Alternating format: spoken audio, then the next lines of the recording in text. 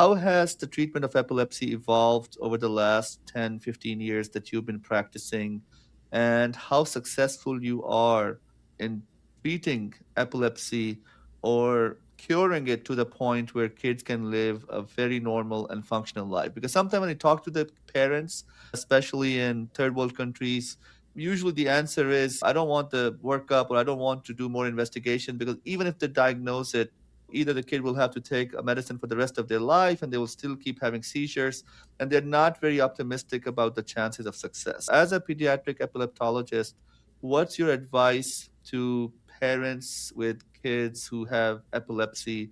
Is there hope? Are the medications good enough? And how successful is the treatment? I would just say one thing. Please do not give up on your Mm, children, on yeah. your child. So there is a lot of advancement, especially last 10 years were amazing.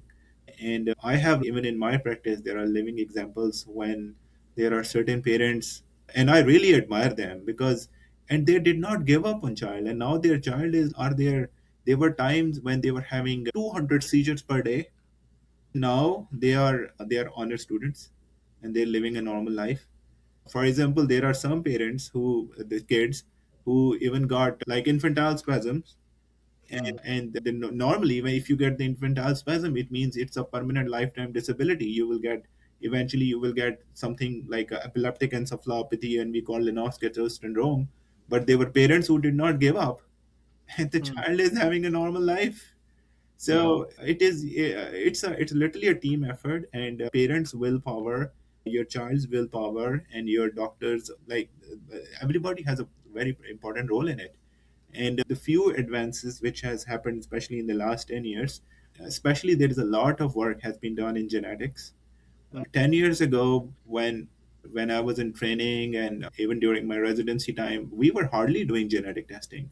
But mm, now somehow the genetic testing have become so available, readily available, and we I pretty much do on every other child. So there were even some genetic program companies which were offering genetic testing for free. So that mm, was an amazing thing. So what has that done? Because now there is an emergence of a new thing in epilepsy, which we call precision medicine. mm, Precision medicine mean if we find out like seizure happening due to a very specific gene, so mm. this very specific gene has a very specific medication, and you get better. Wow.